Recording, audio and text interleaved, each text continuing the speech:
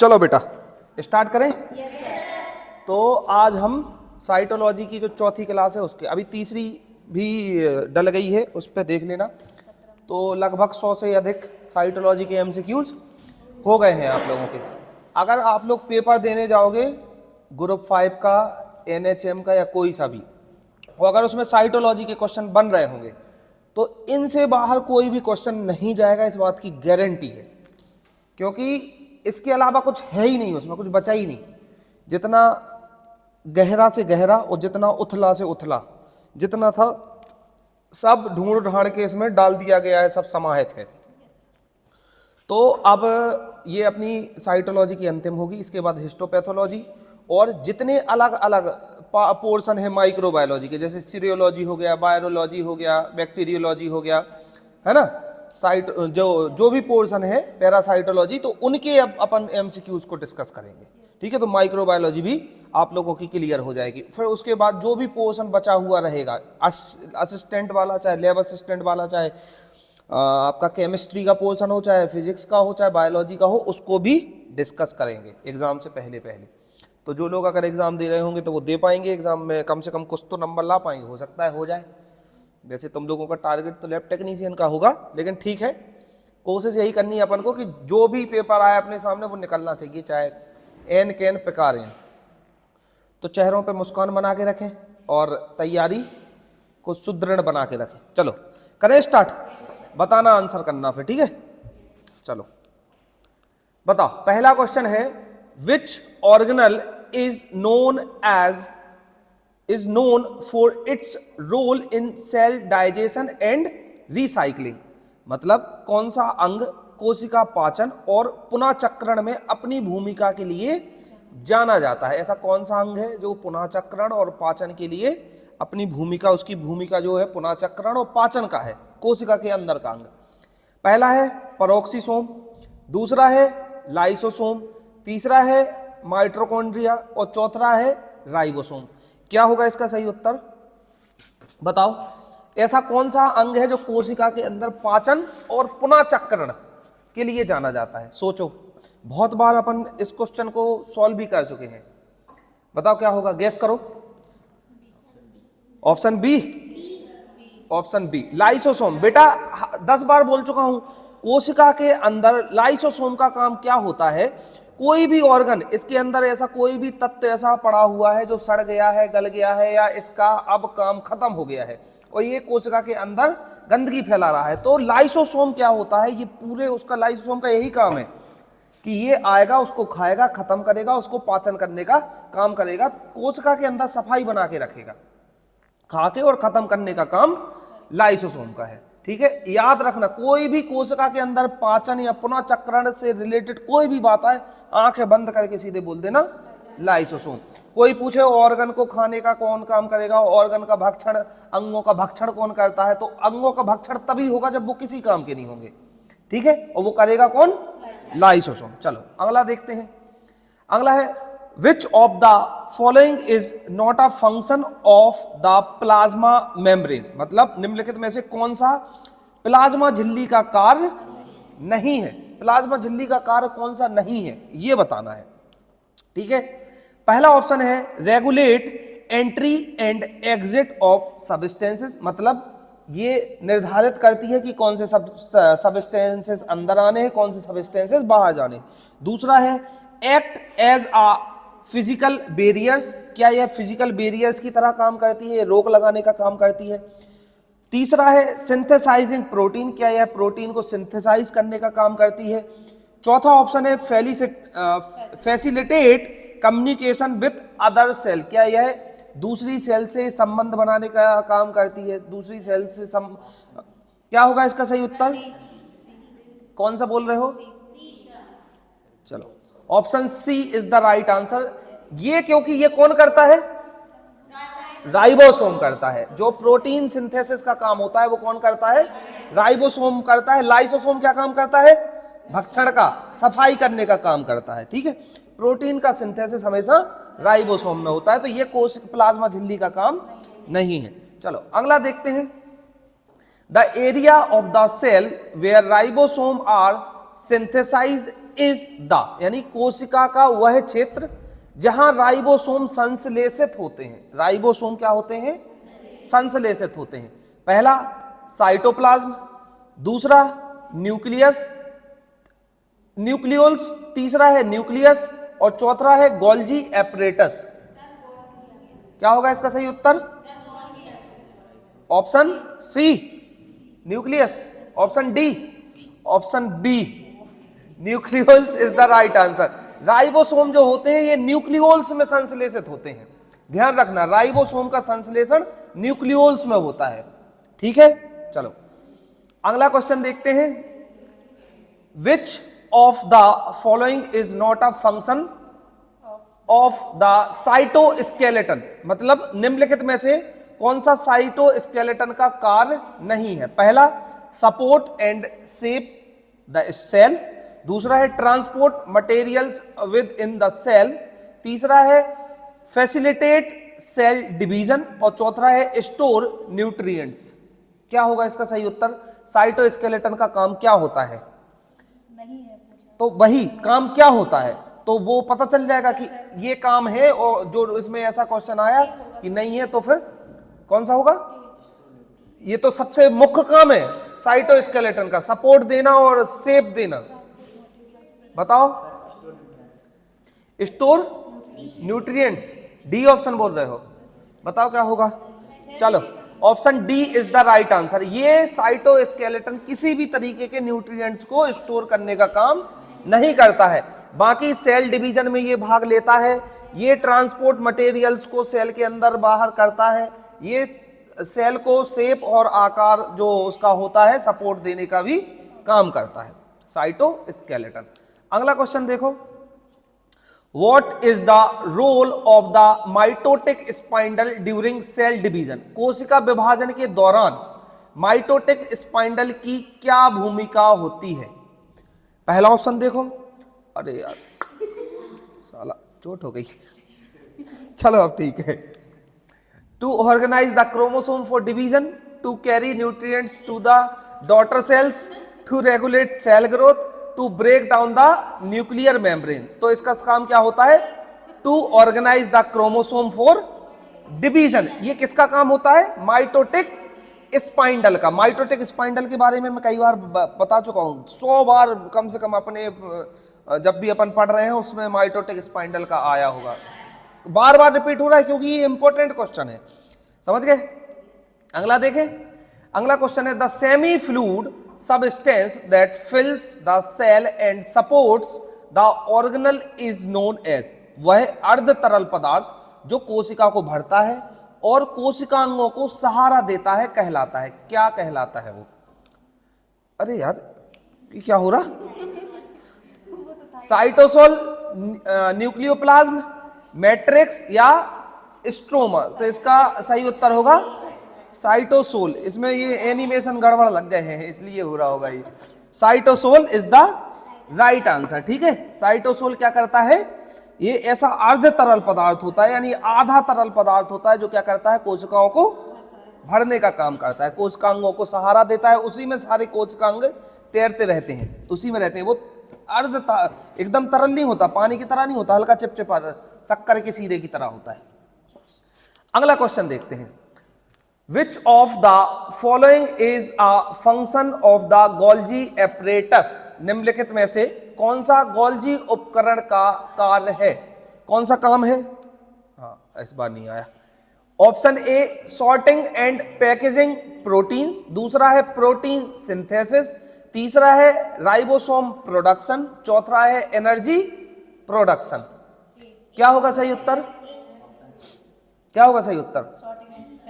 Sorting and packaging proteins, ये होगा पक्का? चलो सही उत्तर सॉर्टिंग एंड पैकेजिंग प्रोटीन। ये किसका काम है? गोल्जी एपरेटस का। ठीक है, ठीक है। अगला क्वेश्चन देखते हैं। अगला क्वेश्चन है which of the following is not a function of the smooth ER, smooth endoplasmic reticulum. निम्नलिखित में से कौन सा सुचारू ईआर का कार्य नहीं है? कौन सा ईआर का काम है? स्मूथ ईआर का काम नहीं है। ऑप्शन देखो, पहला ऑप्शन है लिपिड सिंथेसिस, दूसरा है डिटॉक्सिफिकेशन, तीसरा है स्टोरेज ऑफ कैल्शियम आयन और चौथा है प्रोटीन सिंथेसिस। क्या होगा इसका सही उत्तर? आंसर करें, करो। Protein synthesis. बाकी और सारे काम हैं। बताओ। अब ये फंसने वाले क्वेश्चन है, ये बहुत इजी है और फंसाने वाले क्वेश्चन है। यहां पे फंस जाते हैं। अब सारे इसमें सारे ही ऑप्शन लगते हैं कि सारे ही है, पहला भी है, दूसरा भी है, तीसरा भी है, चौथा भी है। क्या होगा इसका सही उत्तर? चलो गैस करो। बी वाले कितने हो? बी कौन कौन बोल रहा है? और डी वाले डी ज्यादा लग रही है तो डी सही है। अरे यार देखो, अब यहां पे ना तुम्हें अपना माइंड सेट क्लियर रखना है। अभी अपन थोड़ी देर पहले बात करके निकले थे कि प्रोटीन सिंथेसिस का काम कौन करता है? कौन करता है? राइबोसोम करता है। तो उसमें स्मूथ एंडोप्लाज्मिक रेटिकुलम कहां से आ जाएगा? जब किसी ऑर्गन के बारे में हमें क्लियर है कि लाइसोसोम भक्षण का काम करता है तो दूसरा कोई नहीं करेगा। समझ आई? सबकी अपनी अपनी कार्यशैली निर्धारित है पहले से कि ये यह काम करेगा तो वो वही काम करेगा। ठीक है, इसके लिए तुम लोगों को अपनी जो मानसिकता है बिल्कुल एकदम करेक्ट रखनी पड़ेगी। ठीक है, अगला क्वेश्चन देखते हैं। अगला है which structure is involved in protein synthesis but does not have a membrane. मतलब कौन सी संरचना प्रोटीन संश्लेषण में शामिल होती है लेकिन इसमें झिल्ली नहीं होती है? बड़ा ही अच्छा क्वेश्चन है। माइटोकॉन्ड्रिया, दूसरा है राइबोसोम, तीसरा है गोल्जी एपरेटस, चौथा है न्यूक्लियस। क्या होगा इसका सही उत्तर? प्रोटीन संश्लेषण तो शामिल है लेकिन इसमें झिल्ली मेम्ब्रेन नहीं होती है। बताओ क्या होगा इसका सही उत्तर? बताओ। Mitochondria, ribosome, Golgi apparatus, nucleus. अब यहां पे थोड़े से फैक्ट चेंज हो रहे हैं तो फिर आंसर बदल सकता है। चलो कितनी बार बताओ कितनी बार तुम लोग कंफ्यूज हो गए? मुझे ये समझ में, जहां प्रोटीन संश्लेषण की बात आ गई तो फिर ऑप्शन राइबोसोम। बस ये ध्यान रखना है। अगला देखो, चलो। The phase of mitosis in which the nuclear envelope reform is. समसूत्री विभाजन का वह चरण जहां केंद्रीय आवरण पुनः बनता है। न्यूक्लियर एनवेलप जो है वो रीफॉर्म होता है। पहला ऑप्शन देखो एनाफेज, दूसरा ऑप्शन देखो टेलोफेज, तीसरा ऑप्शन प्रोफेज, चौथा ऑप्शन है मेटाफेज। क्या होगा इसका उत्तर? समसूत्री विभाजन में माइटोसिस की क्रिया में कौन सा होता है? मेटाफेज। मेटाफेज वाले हैं। तुम कौन से वाले हो? तुम प्रोफेज वाले हो और बाकी लोग मेटाफेज वाले हैं। चलो telophase is the right answer. Telophase में क्या होता है? टेलोफेज में होता क्या है कि माइटोसिस की प्रक्रिया में केंद्रीय आवरण पुनः बनता है। केंद्रीय आवरण जो होता है, न्यूक्लियर एनवेलप जो होता है वो रिफॉर्म होता है। ठीक है, कौन सी प्रक्रिया में? टेलोफेज में, याद रखना। अगला क्वेश्चन देखो, what type of transport requires energy. मतलब किस प्रकार के परिवहन के लिए ऊर्जा की आवश्यकता होती है? क्या बताओ, एक चीज बताओ, जो सेल होती है, सेल की जो मेम्ब्रेन होती है, प्लाज्मा झिल्ली, उससे जो चीजें ट्रांसपोर्ट होती हैं, इन आउट होती हैं, तो उसके लिए क्या ऊर्जा लगती है? क्या उसके लिए एनर्जी लगती है? क्या सेल मेम्ब्रेन जब इधर उधर अंदर बाहर चीजों को करती है तो उसमें एनर्जी लगती है? क्या बताओ, लगती है? अरे गधों, नहीं लगती है। चलो देखो, इसमें पैसिव डिफ्यूजन फर्स्ट ऑप्शन, दूसरा है एक्टिव ट्रांसपोर्ट, तीसरा है फैसिलिटेट डिफ्यूजन और चौथा है ऑस्मोसिस। किस प्रकार के परिवहन के लिए ऊर्जा की आवश्यकता होती है? ये क्वेश्चन 2 बार और पहले रिपीट हो चुका है। पक्का? एक्टिव ट्रांसपोर्ट 2 बार ये क्वेश्चन में पढ़ा चुका हूं। एक्टिव ट्रांसपोर्ट जो होता है जिसमें ऊर्जा, इसलिए उसका नाम रखा गया है एक्टिव ट्रांसपोर्ट। इसमें ट्रांसपोर्टेशन एक्टिव होता है अपने आप ही और इसमें किसी प्रकार की ऊर्जा का उपयोग नहीं होता है। चलो अगला क्वेश्चन देखते हैं। अगला क्वेश्चन देखो, what does the term apoptosis refer to. Apoptosis शब्द का क्या अर्थ है? क्या अर्थ है एपोप्टोसिस का? अरे यार पर सर इसका आंसर पता था अपोप्टोसिस का? नेक्रोसिस और नेक्रोसिस मतलब होता है कि जो हाँ नेचुरल चलो चलो अच्छी बात है अगर पता तो। Cell division program, cell death, DNA replication और प्रोटीन सिंथेसिस। इसका सही उत्तर क्या होगा? अपोप्टोसिस का प्रोग्राम सेल डेथ। ठीक है, अपोप्टोसिस कहलाती है ये प्रक्रिया। चलो अगला क्वेश्चन देखें। अगला क्वेश्चन है which of the following cell are not typically involve in mitosis. निम्नलिखित में से कौन सी कोशिकाएं सामान्यतः समसूत्री विभाजन में शामिल नहीं होती हैं? ऑप्शन देखो, एपिथेलियल सेल, दूसरा है मसल सेल, तीसरा है नर्व सेल्स, चौथा है रेड ब्लड सेल्स। कौन सी कोशिकाएं सामान्यतः समसूत्री विभाजन यानी माइटोसिस की प्रक्रिया में शामिल इन्वॉल्व नहीं होती हैं? क्या होगा सही उत्तर बताओ? Epithelial, muscles, nerves. करो गैस, करो गैस करके बताओ। हाँ कौन सा होगा जल्दी बताओ। ऑप्शन ए। अरे भैया एक चीज बताओ, जब वो तीन चीजों से एक इतना डिफरेंट है कि हद ही से ज्यादा डिफरेंट है, तो फिर इसमें कंफ्यूजन कहां जा रहा है? ऐसे क्वेश्चनों में कंफ्यूजन, जब एपिथेलियल, मसल्स और नर्व्स एक ही चीज है, ये एक पोर्शन, और रेड ब्लड सेल बिल्कुल एकदम डिफरेंट पोर्शन है, तो आंसर क्या होगा? Red blood. थोड़ा सा कॉमन सेंस भी यूज करो अपना। अगला देखें। अगला क्वेश्चन है which of the following cell structures is involve in regulating intracellular calcium level. यानी निम्नलिखित में से कौन सी कोशिका संरचना अंतर कोशिकीय कैल्शियम स्तर को विनियमित करने में शामिल है? ठीक है, समझ आ गया? देखो, एंडोप्लाज्मिक रेटिकुलम, माइटोकॉन्ड्रिया, न्यूक्लियस या गोल्जी एपरेटस। कौन सी कोशिका संरचना अंतर कोशिकीय कैल्शियम स्तर को विनियमित यानी इंट्रासेल्युलर कैल्शियम लेवल्स को रेगुलेट करने का काम करती है? कौन सी संरचना है? Endoplasmic reticulum, ER, mitochondria, nucleus, Golgi apparatus. क्या होगा? Option A. चलो सही है, option A is the right answer. Endoplasmic reticulum क्या करती है कि रेगुलेट करती है कैल्शियम के स्तर को, कैल्शियम के लेवल को रेगुलेट करने का काम करती है एंडोप्लाज्मिक रेटिकुलम। अगला देखें। नेक्स्ट क्वेश्चन है in a plant cell where does photosynthesis occurs. पादप कोशिका में प्रकाश संश्लेषण कहां होता है? पादप कोशिका में प्रकाश संश्लेषण कहां होता है? पादप कोशिका बताओ। Option A mitochondria, option B ribosome, option C chloroplast और ऑप्शन डी न्यूक्लियस। क्या होगा सही उत्तर? ऑप्शन सी। पक्का बता दोगे? ऑप्शन सी ठीक है। क्लोरोप्लास्ट में क्या होता है? प्रकाश संश्लेषण, फोटोसिंथेसिस का काम होता है। चलो अच्छा जवाब दिया, मुगेम्बो खुश हुआ।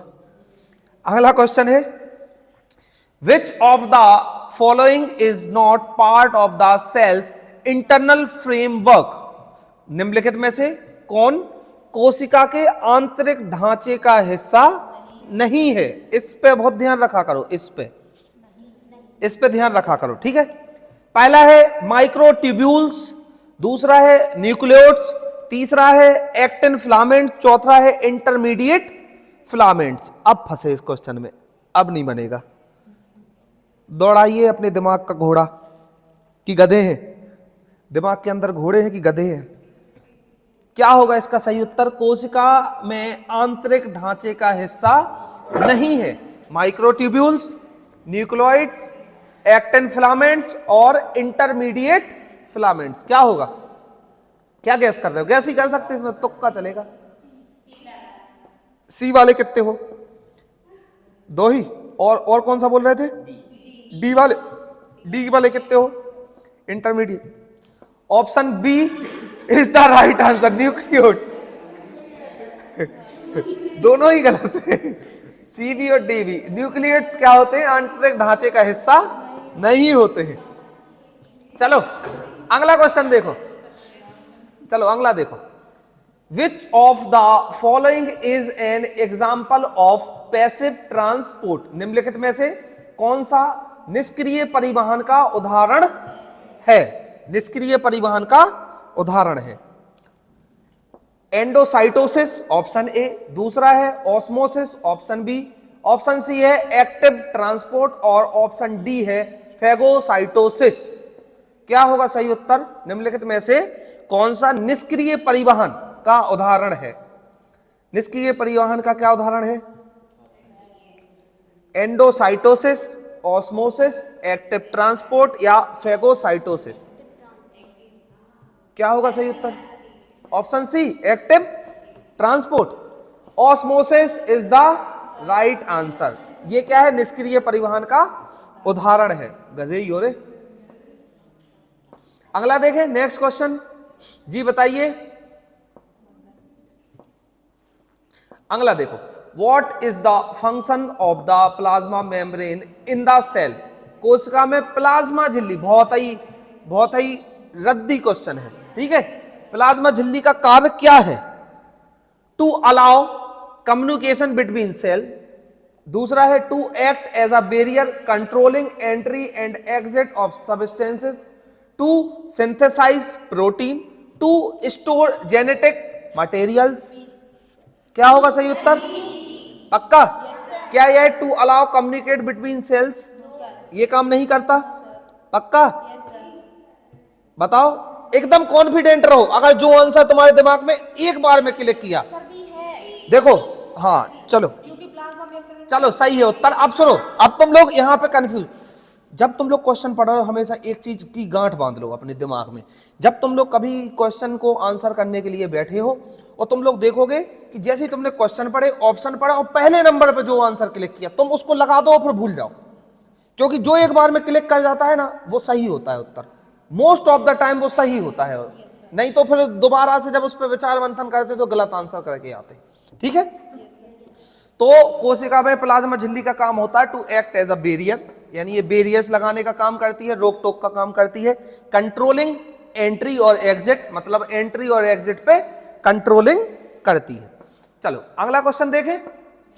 अगला है, the process by which a cell engulfs liquid is called, यानी वह प्रक्रिया जिसके द्वारा कोशिका तरल पदार्थों को ग्रहण करती है कहलाती है, कोशिका तरल पदार्थों को ग्रहण करती है, क्या कहलाती है? Pinocytosis, phagocytosis, exocytosis, receptor mediated endocytosis. क्या होगा इसका सही उत्तर? ऑप्शन बी फैगोसाइटोसिस, पक्का? चलो, pinocytosis is the right answer. ये क्या कर रही है, ये क्या कर रही है?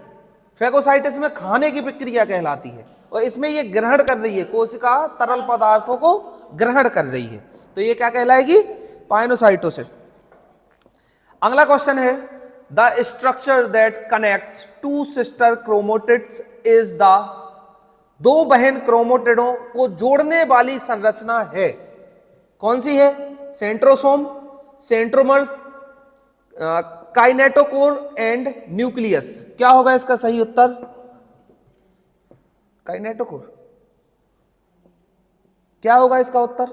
दो बहन क्रोमोटिडों को जोड़ने वाली संरचना, बताओ, लगाओ, तुक्का ही लगा सकते हो इसमें तो। क्या होगा बताओ? Option A centrosome, B, C, एक जन डी और बोल दो, सही हो जाएगा। Option B centrosome is the right answer, centromeres, ठीक है, सेंट्रोमर। अगला क्वेश्चन है, which of the following is a function of the mitochondria, निम्नलिखित में से माइटोकॉन्ड्रिया का कार्य क्या है? बहुत ही रद्दी, वाहियात, बकवास सा क्वेश्चन है जो कि 10 बार पूछा जा चुका है। Power house of the cell किसे बोला जाता है? माइटोकॉन्ड्रिया का क्या काम होता है? ये 10 बार पूछा जा चुका है। अरे यार, lipid metabolism, ATP production, protein synthesis, detoxi. Option B is the right answer, ATP production. ATP का फुल फॉर्म क्या होता है? Adeno tri phosphate. चलो वेरी गुड। अगला क्वेश्चन देखते हैं, what is the primary role of ribosome, ribosome की प्राथमिक भूमिका क्या होती है? Synthesize protein, produce RNA, modify proteins. देख लो, पहले ऑप्शन भी देख लो, मॉडिफाई प्रोटीन्स और पैकेज प्रोटीन्स। अब बताओ, पक्का? चलो अब आ गए लाइन पे। सिंथेसाइज प्रोटीन, अब तुम लोग लाइन पे आ गए हो थोड़े से। चलो अगला क्वेश्चन देखें। Which of the following occurs during the G2 phase of the cell cycle? Cell cycle के जितने भी चरण होते हैं ना, उन चरणों के अंदर की प्रक्रिया को एकदम दिमाग में याद कर लो बहुत अच्छे से। सेल साइकिल ये बहुत अच्छे से याद रखना। कोशिका चक्र के G2 चरण के दौरान निम्नलिखित में से क्या घटित होता है? पहला डीएनए रेप्लिकेशन, दूसरा क्रोमोसोम सेपरेशन, तीसरा cell growth and preparation for mitosis, चौथा है प्रोटीन सिंथेसिस। क्या होगा इसका सही उत्तर? ऑप्शन पक्का C, cell growth and preparation for mitosis. ये भी G2 बहुत बार आ चुका है, बहुत बार रिपीट हो चुका है, देखा भी होगा, लाइव क्लास में भी हुआ है। Option C is the right answer, cell growth and preparation of mitosis. ठीक है, चलो याद रखना G2 में क्या हो रहा है? दूसरी प्रक्रिया में सेल ग्रोथ और प्रिपरेशन फॉर माइटोसिस। अगला क्वेश्चन देखो। Which organelle contains digestive enzymes and breakdown based products? किस अंग में पाचन एंजाइम होते हैं और अपशिष्ट उत्पादों को तोड़ते हैं? किस अंग में? Lysosome, mitochondria, Golgi apparatus, smooth endoplasmic reticulum. क्या होगा? क्लियर रखो एकदम दिमाग में। लाइसोसोम ये अपशिष्ट जहां भी आ गया सेल में, सीधा बात, आंखें बंद करो, सीधा लगा दो, सीधा 4 में से ऑप्शन ढूंढो कि लाइसोसोम कहां लिखा हुआ है। अगला क्वेश्चन देखो, अगला है what structure is responsible for the formation of the mitotic spindle in animal cell? मतलब पशु कोशिका में माइटोटिक स्पाइंडल के निर्माण के लिए कौन सी संरचना जिम्मेदार है? ऑप्शन देखो, centrioles, centrosomes, chromatin, spindle fibres. क्या होगा इसका सही उत्तर? क्या होगा बताओ, क्या होगा इसका सही उत्तर बेटा? बोलो। Option D, B centrosome, D spindle fibres. जी सबसे अलग जा रही हैं एकदम। ऑप्शन ए सेंट्रियोल्स सही उत्तर बता रही थी वो, बता तब लोग सब उठपटांग भी बोल रहे थे। Centrioles is the right answer. पशु कोशिका में क्या होता है? माइटोटिक स्पाइंडल, सेंट्रोसोम अलग है चीज, और सेंट्रियोल्स जो होता है कौन सी कोशिका में होता है? Animal cell. ठीक है, पक्का? चलो, तो इस तरीके से अपने आज के एमसीक्यूज क्लियर हुए। ये साइटोलॉजी के एमसीक्यूज थे। समझ आई बात? उसको बेटा बंद कर देना।